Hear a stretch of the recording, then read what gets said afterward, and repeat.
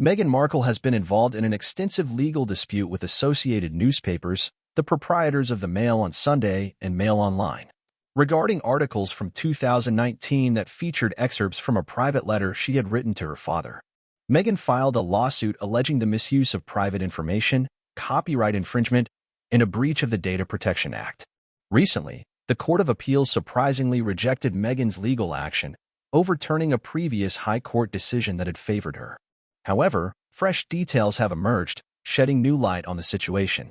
I have obtained exclusive footage pertaining to Meghan's assertions concerning the letter and the tabloid coverage of her son Archie's skin color. To better comprehend this recent development, let's delve into some background. In their ruling, the Court of Appeal nullified the earlier judgment and ordered a new trial, citing a diminished expectation of privacy for a letter penned by a daughter to her estranged father. The judges highlighted the presence of public interest issues that should be addressed in a trial. This dealt a significant blow to Meghan's case, given that the initial High Court ruling had sided with her without a complete trial. Meghan and Harry had initially celebrated the dismissal of the appeal as a confirmation of her privacy rights.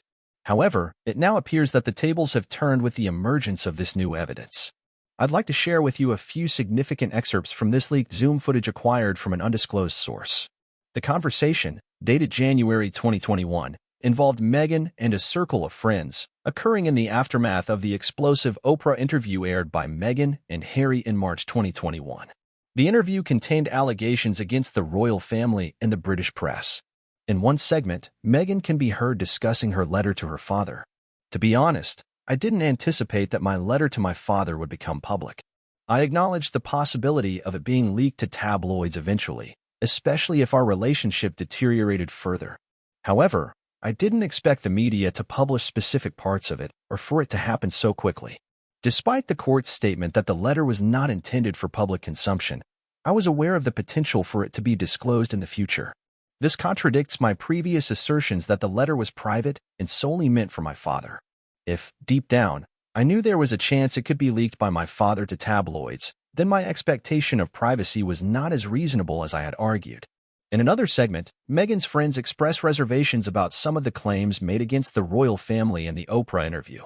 "Meghan, are you certain about making these concerns public, especially regarding the comment on Archie's skin tone? Given the Queen's age and Prince Philip's health, it could significantly harm the monarchy." "Meghan, I understand, but I feel compelled to share my truth. If I don't address these microaggressions, there won't be any progress. The royal family and the media have put me through a difficult time, and I need to defend myself and my family. I just worry that some might perceive it as an attack rather than an effort to raise awareness." "Are you certain that the events unfolded exactly as you described to Oprah? You mentioned it occurred early in your relationship, but you weren't married or engaged at that point." "Meghan, the details are a bit unclear, but I know the conversation did happen. Whether it happened right at the beginning or a bit later doesn't change the fact that certain family members expressed those sentiments. Racism manifests in various ways, and what matters most is shining a light on these underlying attitudes. This conversation calls into question the accuracy of Meghan's statements to Oprah about concerns over Archie's skin tone before his birth.